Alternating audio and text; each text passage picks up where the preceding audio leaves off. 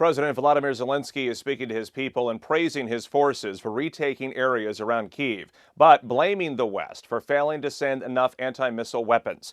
Terry Moran has the latest now on the war. A major Russian attack on Odessa, Ukraine's third largest city and main port, hit with several massive strikes. Reports that an oil refinery and 3 storage facilities were hit, the city blanketed with black smoke. But in much of the north of the country, Ukrainian forces are back in control. A senior defense official here declaring that the entire region of the capital city of Kyiv is now liberated. Satellite images confirm the Russian forces' withdrawal across a broad front in the north, but many of those units are redeploying to battlefields in the east and south. Near Kyiv, the Russians left death and destruction behind them. This is Bucha, just outside Kyiv, where bodies line the streets and survivors grieve for their neighbors.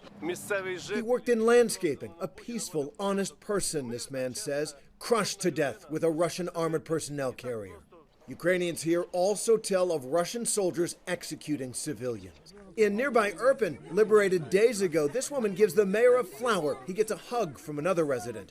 World Central Kitchen chef Jose Andreas joined the mayor here, delivering food to residents trapped for weeks. We brought like 200, but tomorrow we are coming with food for the around 600 people that are around here.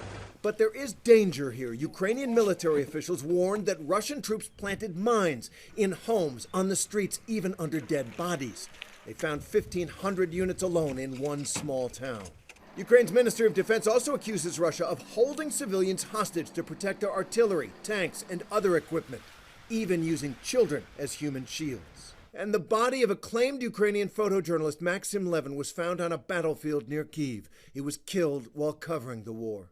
Levin once said every Ukrainian photographer dreams of taking a photo that will stop the war. As the ongoing humanitarian crisis worsens, the Red Cross once again was unable to access the besieged city of Mariupol.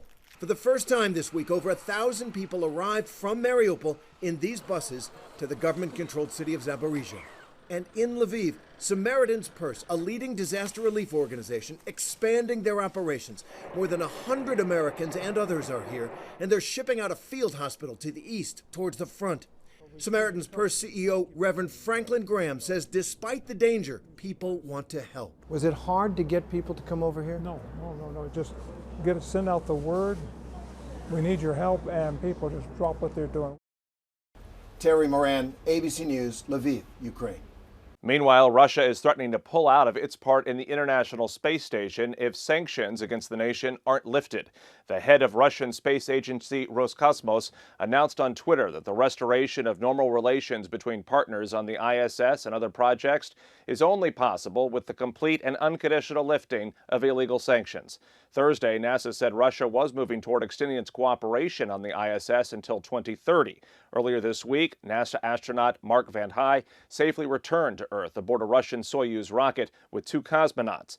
Prior to his arrival, there had been concerns about his return home amid Russia's ongoing war in Ukraine, but Roscosmos maintained it would not strand Van Hye on the ISS. Meanwhile, the first ever private astronaut mission is ready to head to the International Space Station. The crew set to lift off next week on the trip of a lifetime. Gio Benitez has more on this next generation of space travel.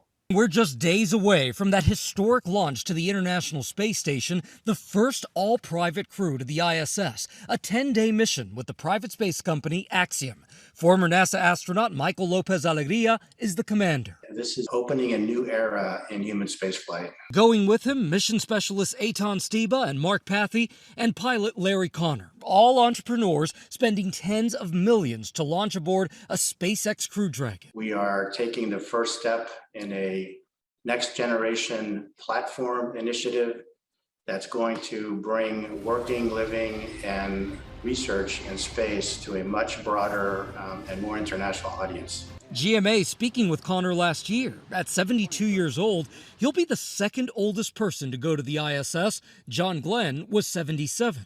What's your wife saying to you? She's seen me do a lot of really unusual things. So the look is usually like this, and that's, here he goes again. The crew will spend 8 full days on the International Space Station. Among the goals, scientific research, especially medical. We are ready to fly. Axiom is the same company that announced in January that it plans to build a production studio module for the space station as part of a plan to launch Tom Cruise into space to film a movie.